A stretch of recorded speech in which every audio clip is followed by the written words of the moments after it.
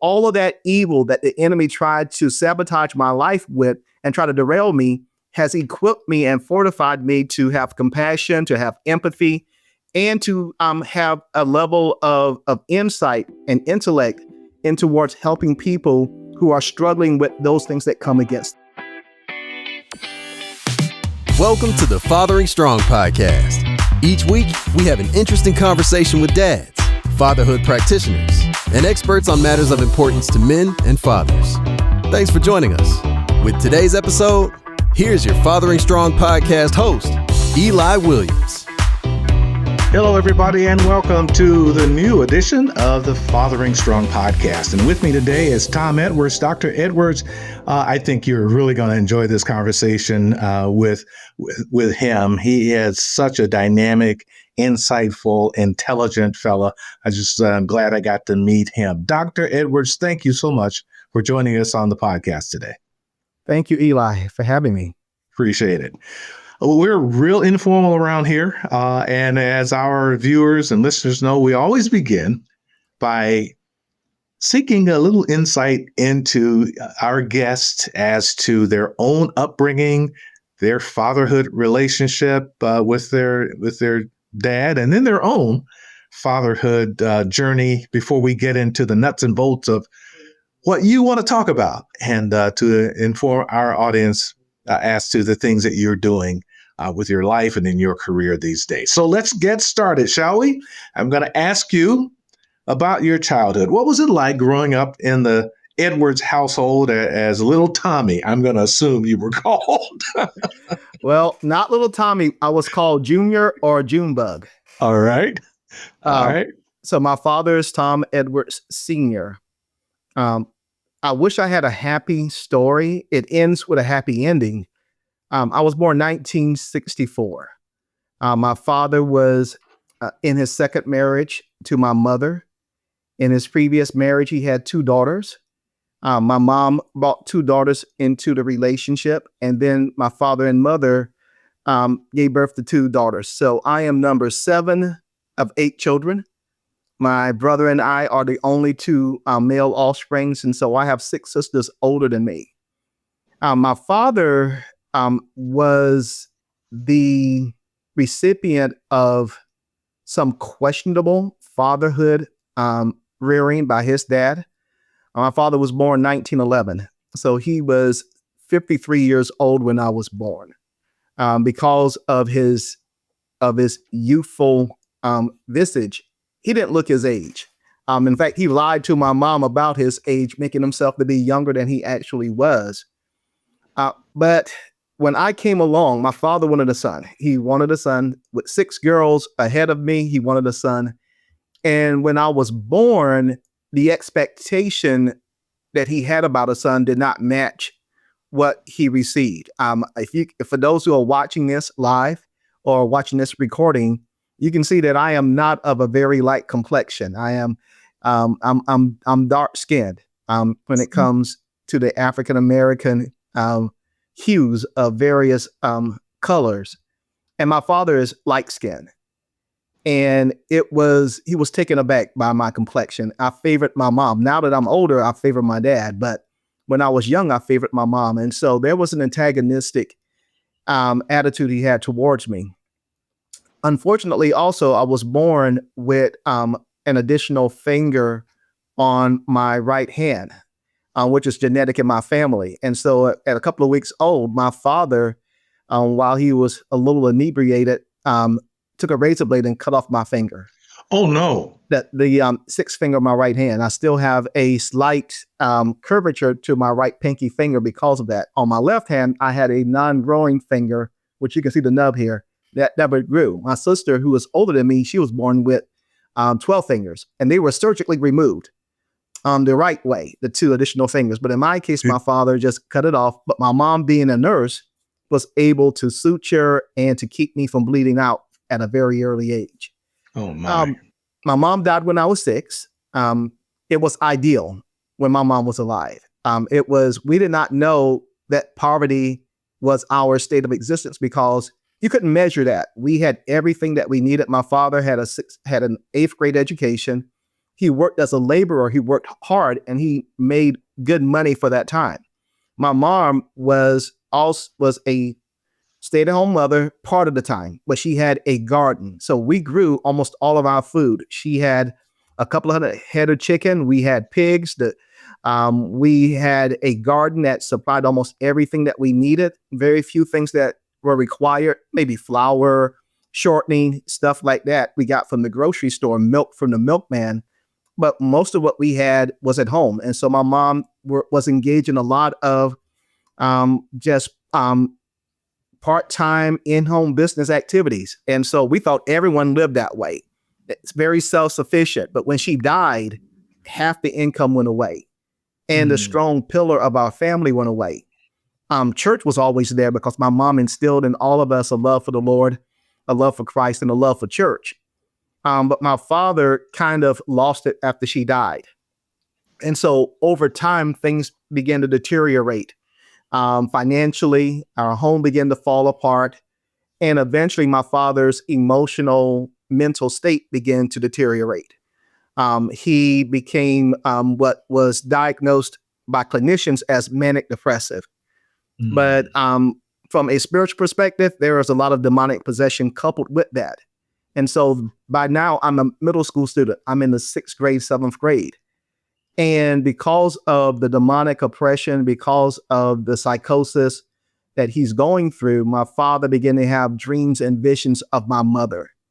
And he would say that he would see her face in my face, and he would try to cut my head off. And I would have to run away from home. Fortunately, I could get to the church and I could hide at church until he fell asleep. Then I would come back home, sneak in my sister's window, and I would try to have a normal life, go to school. He would, like with manic depression, your affect, your emotional affect, AFFECT, describes your emotional state of mind. And so with manic depression, which they call bipolar disorder today, you can be manic and happy on one side, and then within a half hour or a few moments, you're very depressive and sad. And his was coupled with belligerence and anger. Fortunately, after about 8 months, my sisters, the 2 oldest sisters who lived in Florida with us, were able to have him put into an institution. They called it the Baker Act. So when you get 2 adults who can go before a judge and could state that this person is mentally incapacitated, it took a long time because it's hard for a child to say, my father has lost it. But for the sake of the younger brothers and my sister who was still at home with my father, they did that. And he went into a hospital. They released him. I mean, they put him in a rubber room. He was in a straitjacket, the foaming at the mouth, the screaming, all of that. It took a variety of people to subdue him, to come and get him from us. And fortunately, we didn't have to go into what they call children's services today. We were able to stay with our sisters. I missed a lot of academics during that time. I missed maybe close to 60 to 80 school days over my 6th and 7th grade year. I went from being a very gifted and honored student to being an average student. And just very ashamed of just the poverty that we lived in. The good news is this. We became part of a very strong church in my 8th and 9th grade year. My father, after years of refusing to accept any talk about Christ, sometime in my junior year, maybe my sophomore year of high school, received Christ. But by then, my attitude was so poisoned towards him, I didn't want to receive his overtures of apology, his overtures of being a father. My attitude was, I'm going to go to college. I'm going to do some very exceptional things in this world. My idea back then was to become the first African-American president of the United States. And I'm going to show my dad that I can make it without him. Yeah. But the sad thing was he died in the middle of my freshman year of college. And that broke me. It broke me because at that point, I realized through just the Holy Spirit's impressing on me that he was trying. And my hard heart would not allow him to reconcile. So I had this very, I had 2 or 3 rough years, Eli. And some people don't believe in spiritual matters, but I'm a spiritual person.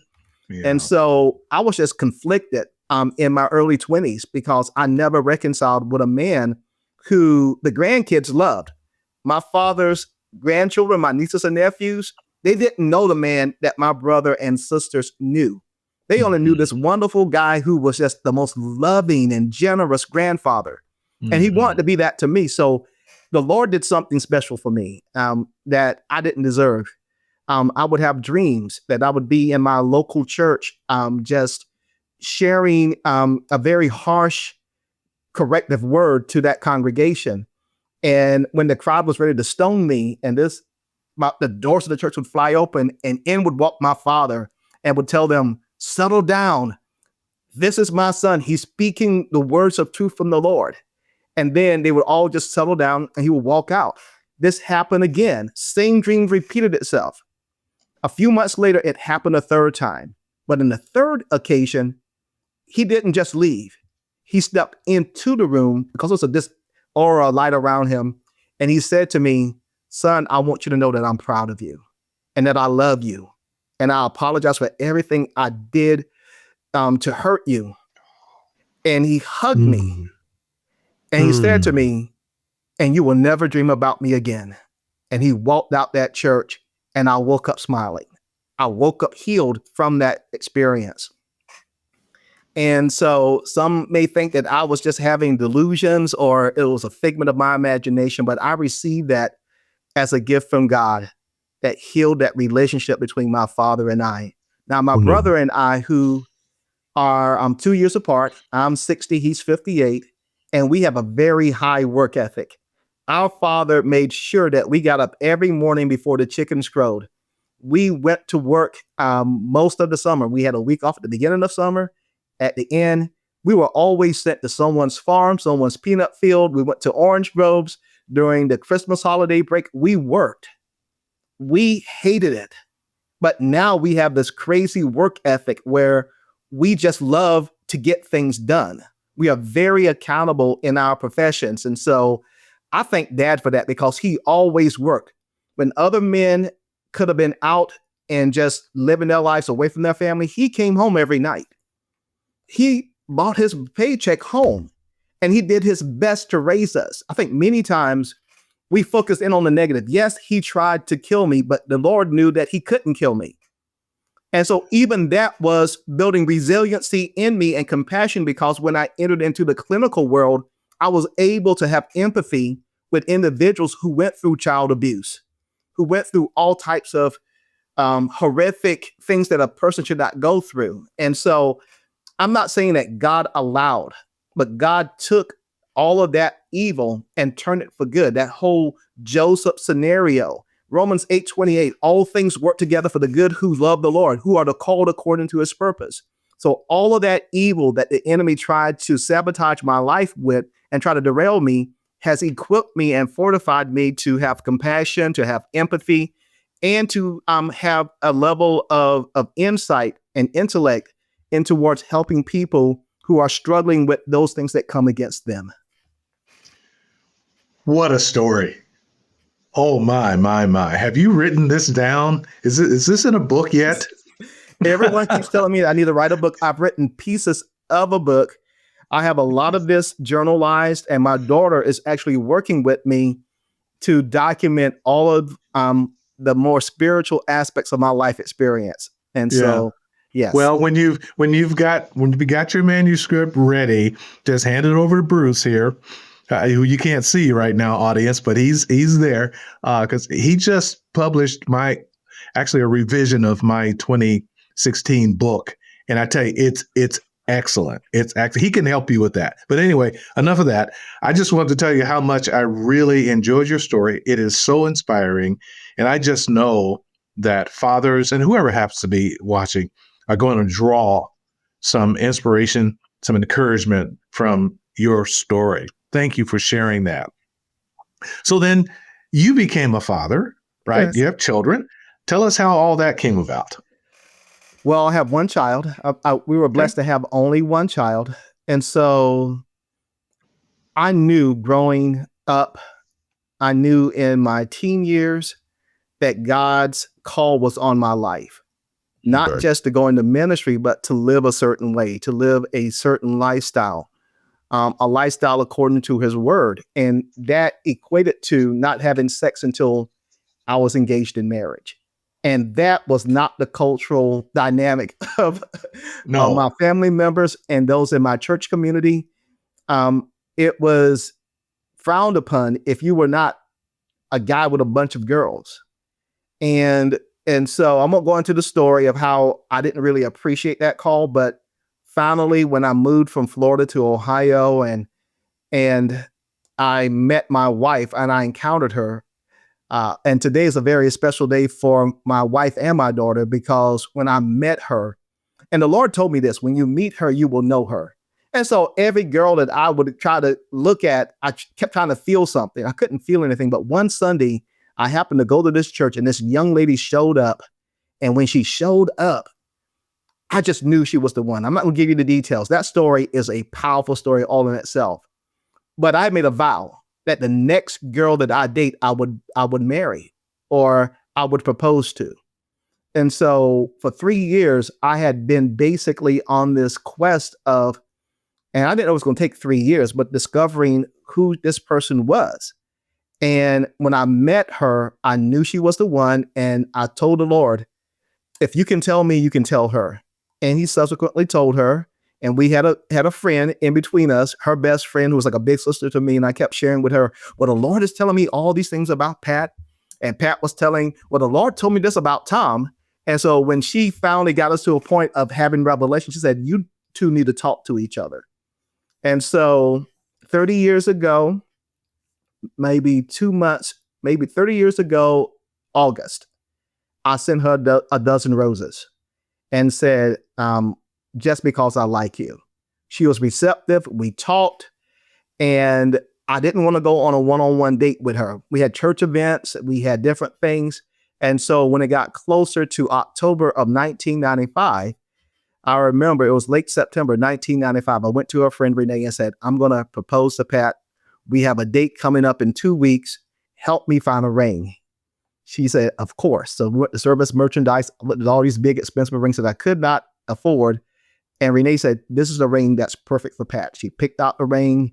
We got the size that we thought that it should be. It was still too big.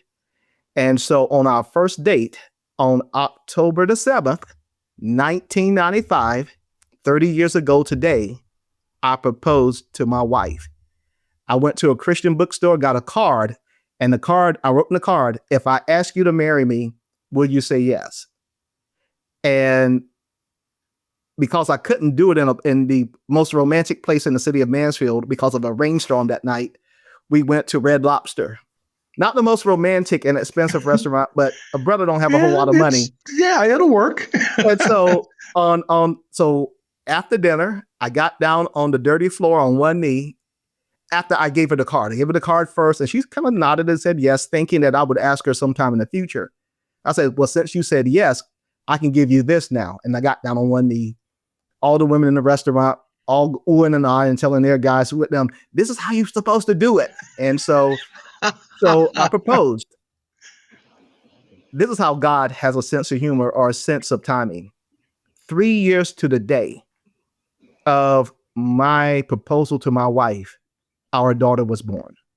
Wow. So today is my daughter's birthday, 27, and today is the 30th anniversary of me proposing to my wife. Well, congratulations all around. That's beautiful.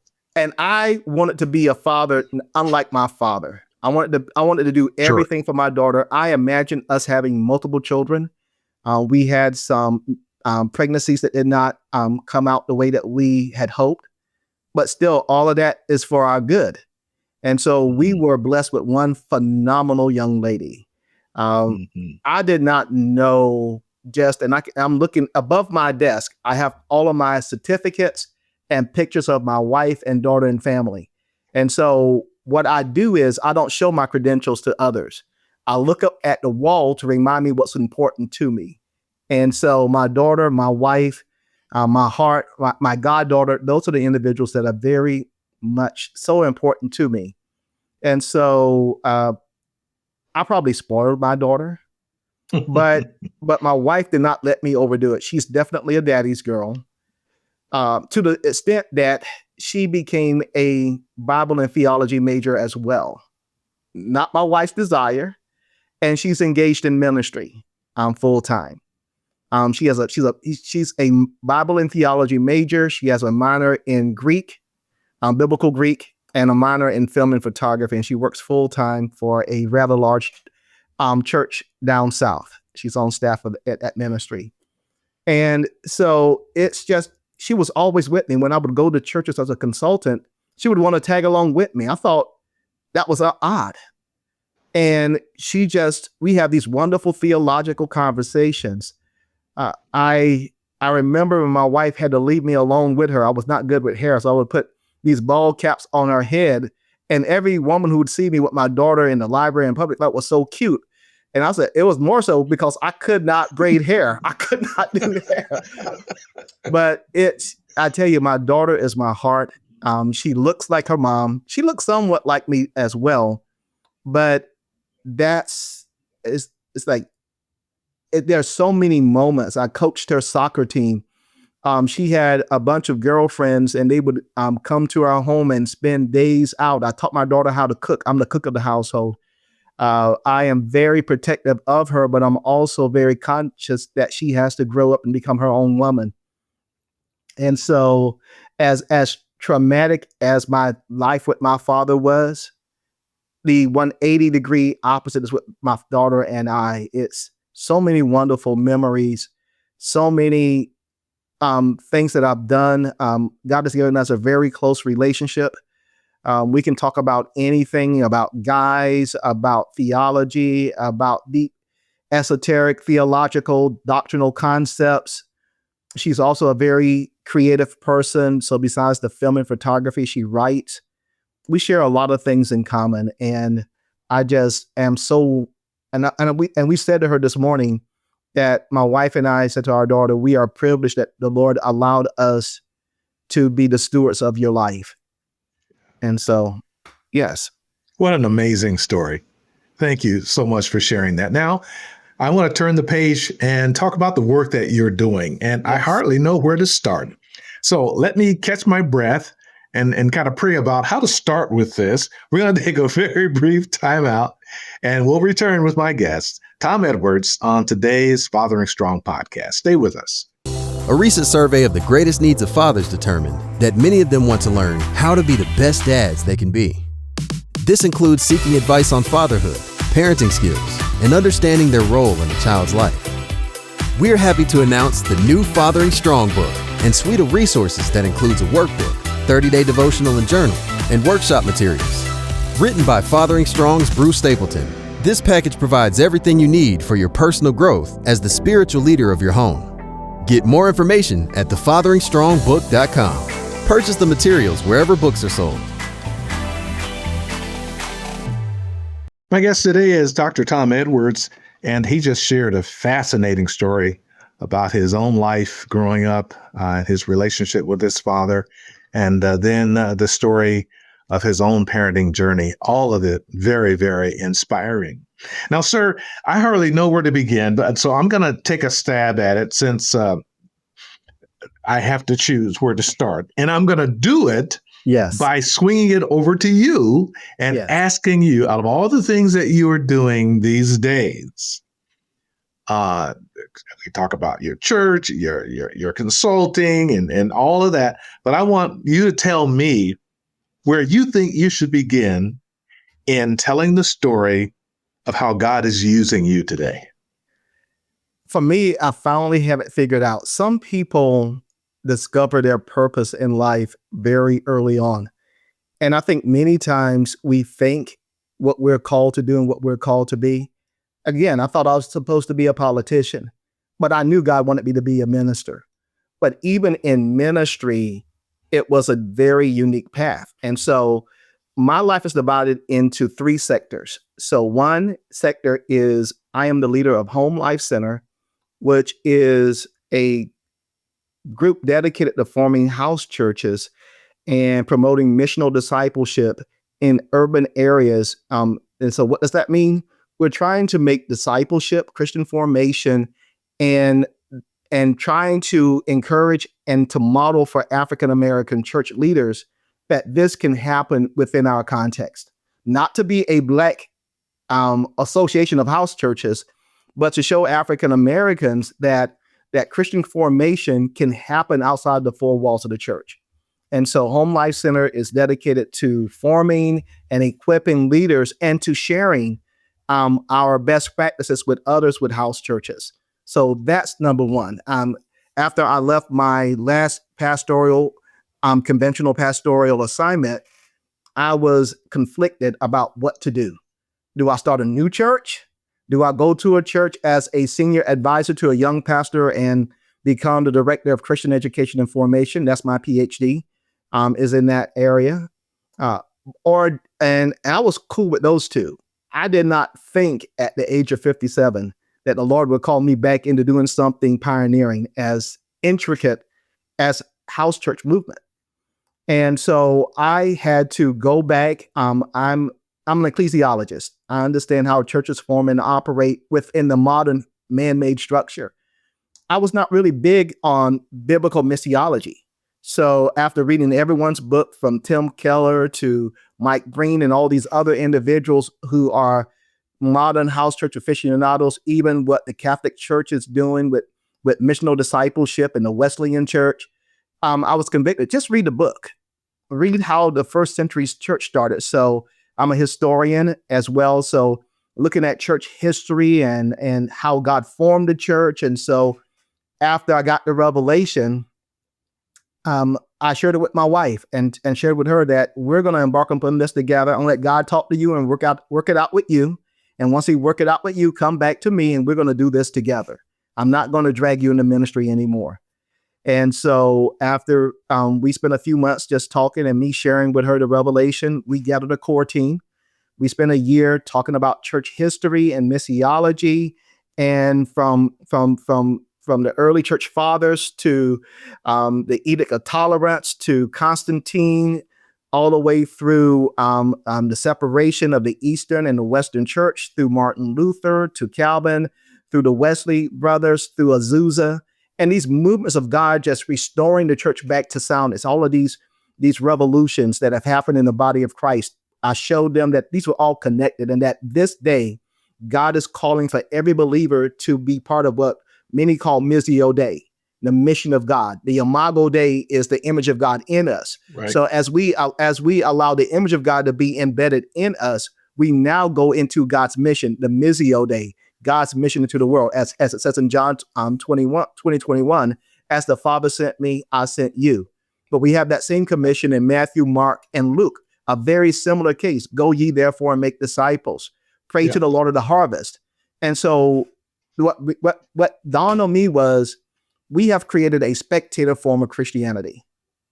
In the book of Acts chapter 8, if you read Dr. Eugene Peterson's message version of Acts, of the book of Acts, you see something very interesting when you get to verse 4. Mm-hmm. Because in all the other translations, it talks about the persecution of the saints and how everyone except for the apostles left and spread the gospel. The way Dr. Peterson writes it in the Message Bible says, because of the persecution of the saints, all the believers became missionaries. And that just hit me. And so when I saw the pandemic and people not going to church and being very reluctant to go back, I began to see another Romans 8:28, that this is working out for God's good. So the saints have been scattered, but they have family members who have never gone to church with them before. So the revelation became equip mothers and grandfathers and fathers and neighbors to equip their neighbors and folks who did not go to church. And so my passion now is to turn the entire body of believers, those who are in regular church, who are still attending church, and those who have taken the time out away from church, to become missionaries and to make it accessible and easy. So part of it is training them how to do this, helping them to become comfortable and providing curriculum. And so Home Life Center is number one. We do that. And I tell folks who are doing this is not a money-making ministry endeavor, because if you want to make money in ministry, become very attractional. Get a church, draw a crowd, preach to their felt needs, make them happy, and then have them bring other people to just sit and depend on you, because that's what American church has become. And I don't want to be disrespectful in that assessment. But if we're honest, we have created spectators out of those who should be participators. And Yeah. so when you start a house church movement, which is unconventional, is this really a church? Can we have church in the house? Well, they did it for the first 200 to 300 years. Yeah. And so now getting people used to that rhythm and understanding that it's not just coming to a small group or a life group and trading one form of expectation to another form of expectation. It's now you're all involved. So you don't come and just sit and hear me talk. All our facilitators are taught only speak 15 to 20% of the time. Everyone gets their lesson ahead of time.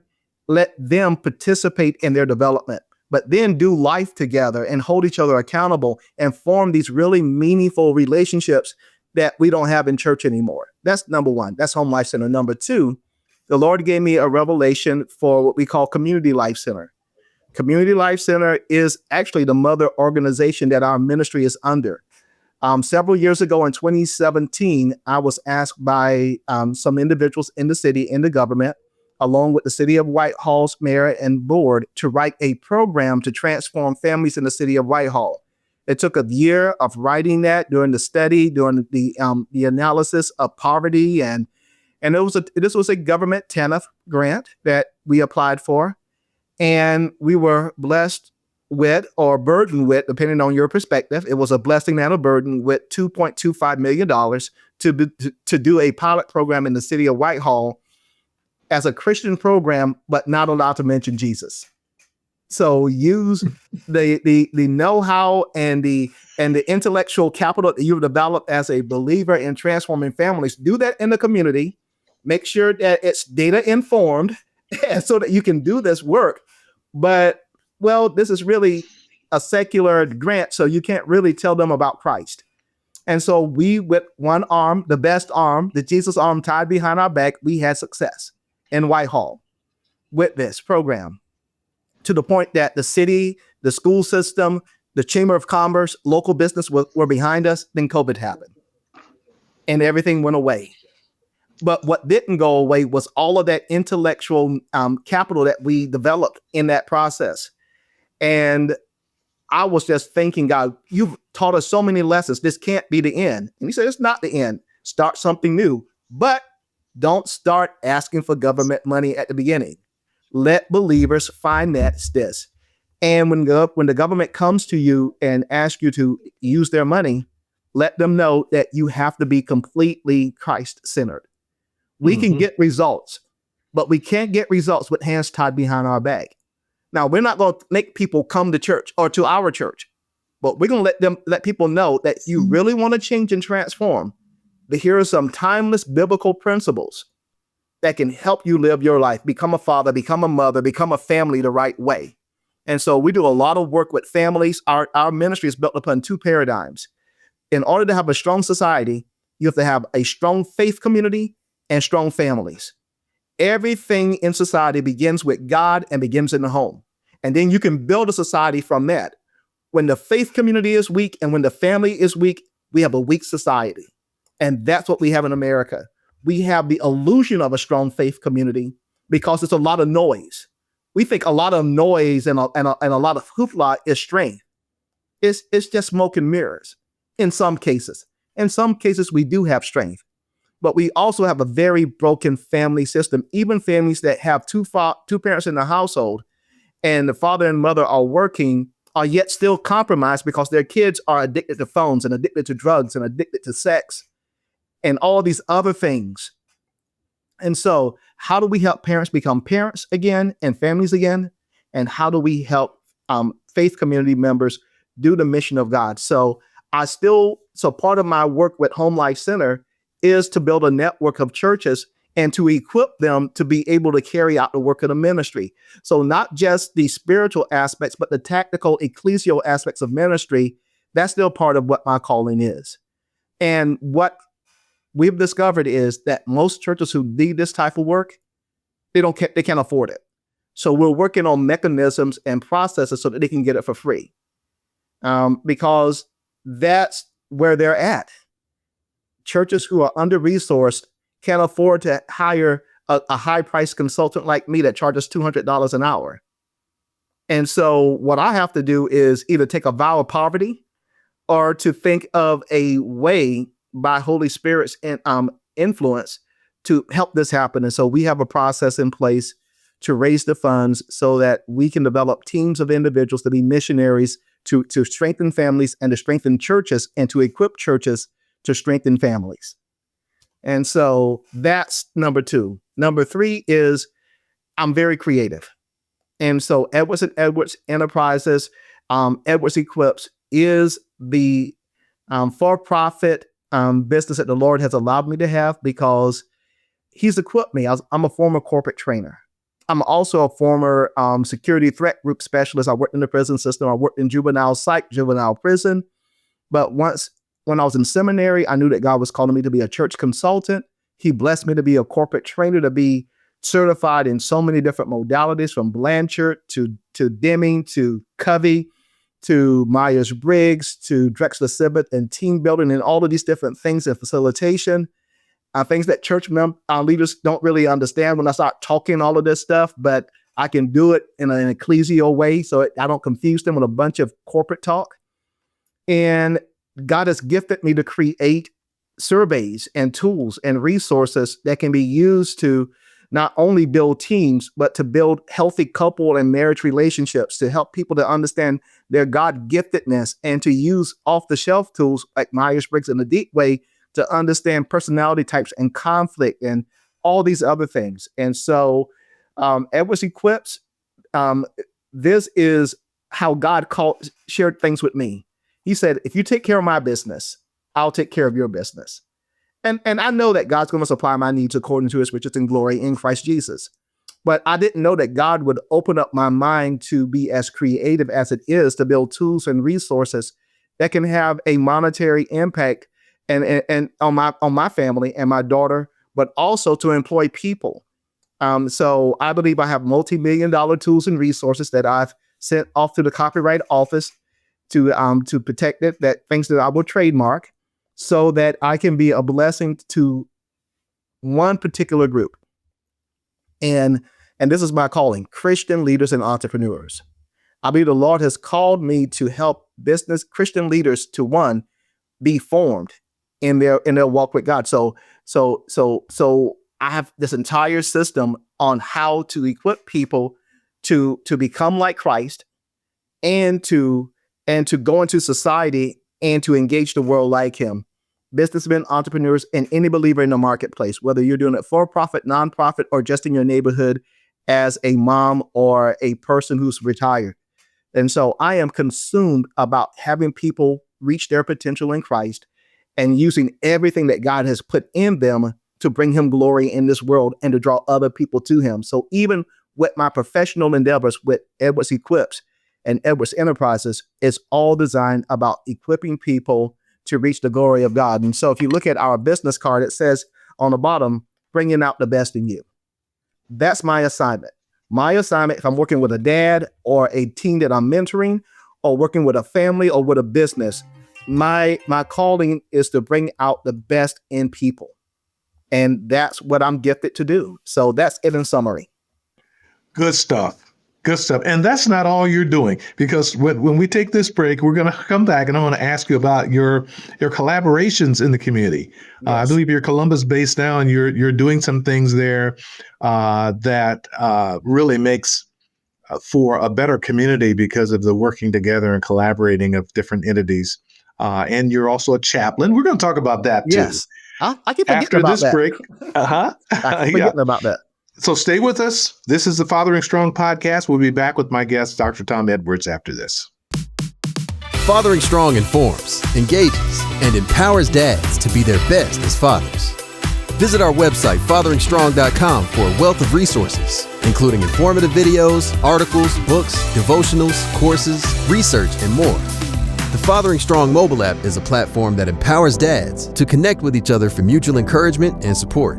Download it for free at fatheringstrong.com. And now, back to our conversation on the Fathering Strong podcast.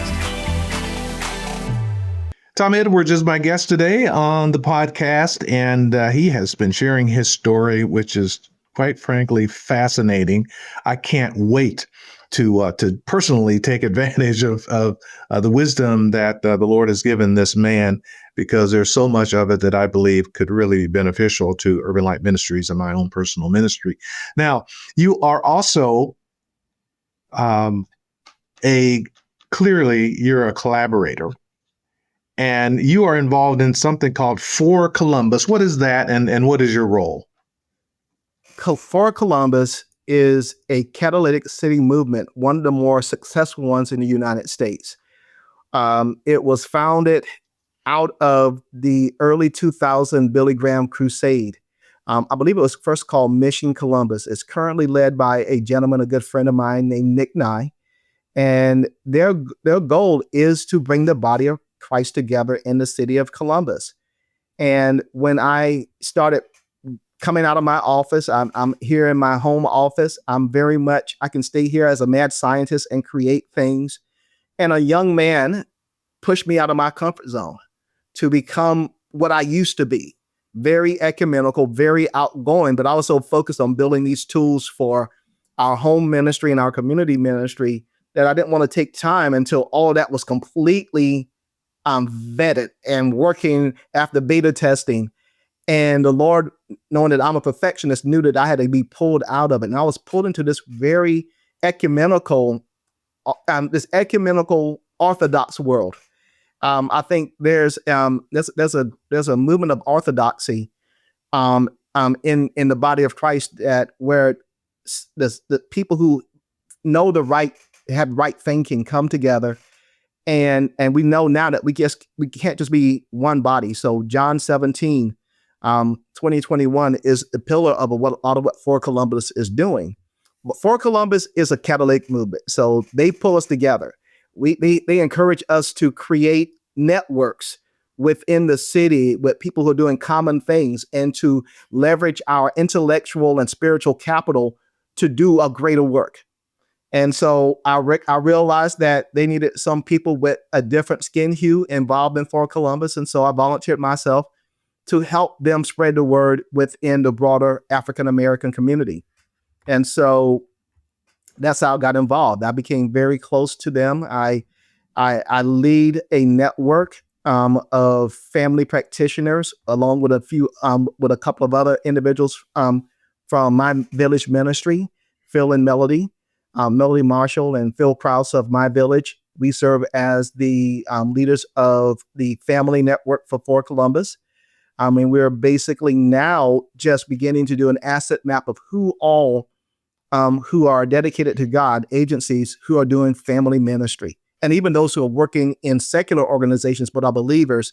And how can we bring those together so that we do a better job within Columbus to make sure that everyone who is dedicated to making strong families, don't replicate what others are replicating, but also how do we help leverage our capacity to make sure that everyone who's involved in this have people that they can count on to do things that they don't do.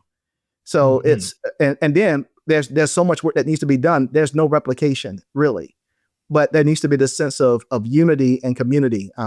I live by Psalms 133. Ephesians 4:3, Ephesians 4:13, and John 17:21. God is concerned about unity, and if we don't come together in unity, we're wasting our intellectual capacity. So that's For Columbus. All right, excellent, good stuff going on there.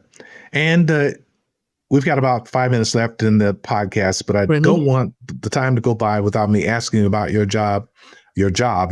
role as a chaplain for an organization. Yes. And then we'll wrap things up because I want to know what motivates you, what keeps you going, and is there somebody who inspires you personally and professionally? But first of all, how are you working as a chaplain as well? Talk about that.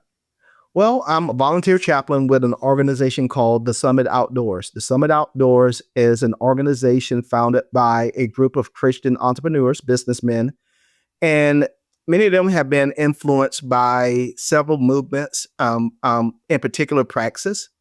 And the concept of redemptive entrepreneurialism is sort of their unwritten motto. They're dedicated to using their wealth and resources to raising the next generation of Christian entrepreneurs. And this is a male Christian club designed to have 120 men, kind of like that upper room. And each man who becomes a member of Summit agrees at some point to mentor another young Christian man in his marriage, in his business, to help him to become a well-rounded Christian leader, but also to fellowship with each other to create this Christian culture. And a friend of mine, a young man that I mentored, recommended me as one of the candidates for the chaplaincy. And so for the first 3 years, instead of paying the entry fee, I get a free 3-year membership to be the spiritual advisor to Summit Outdoors. And so it's been very impactful on me. I believe I've had a positive impact upon them. And I get to set the standard for the chaplains who are going to come behind me. And when Summit begins to open around the country, to be able to set the standard of what the chaplain looks like in Summit Outdoors. That's really good work. I'm really happy to hear what you're doing there and to actually witness it myself. It's a beautiful facility. I think any city would be more than blessed to have a summit there with them. And we want your next opening to be here in Springfield. But anyway, Yes. for now, tell us what keeps you going. I mean, what gets you up in the morning? What excites you that keeps you energized for doing the work you do?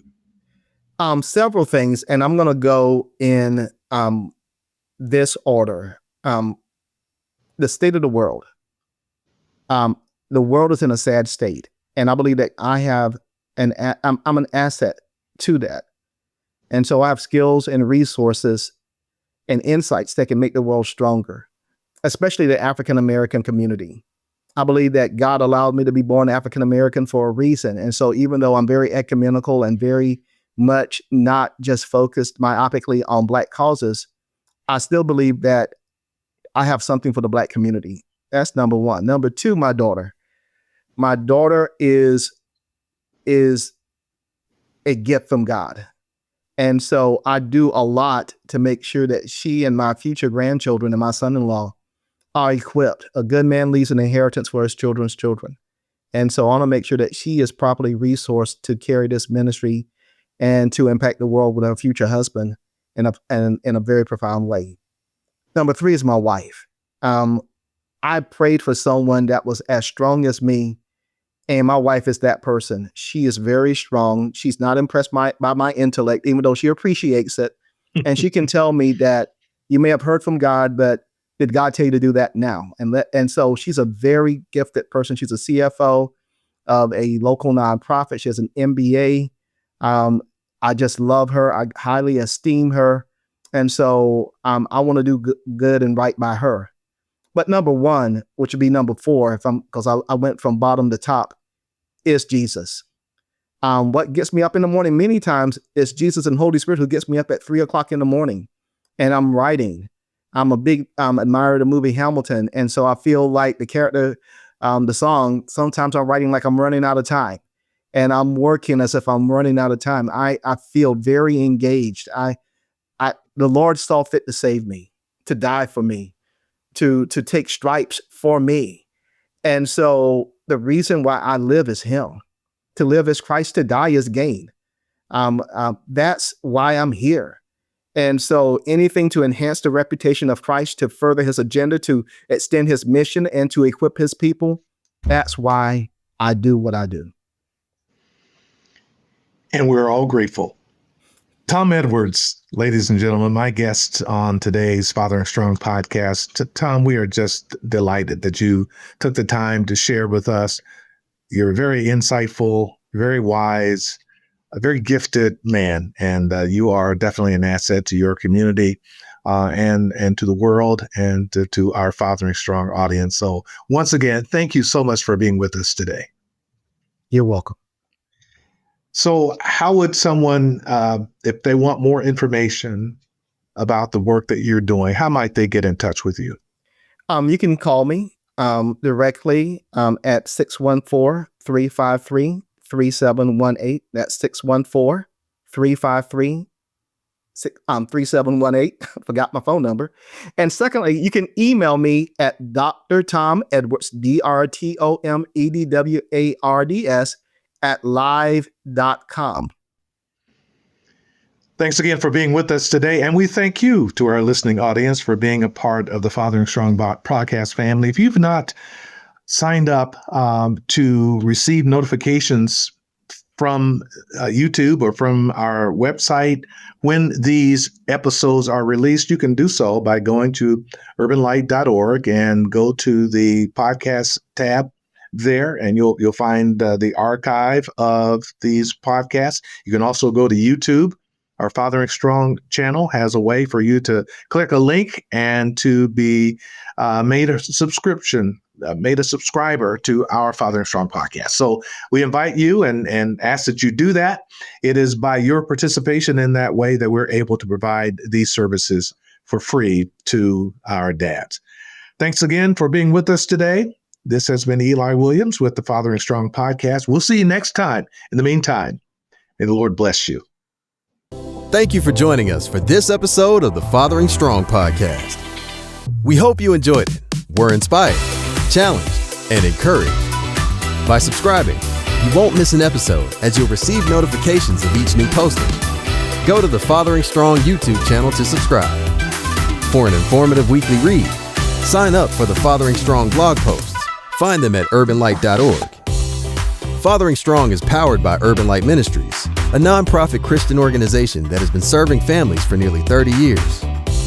Charitable gifts by people like you enable us to offer resources free of charge.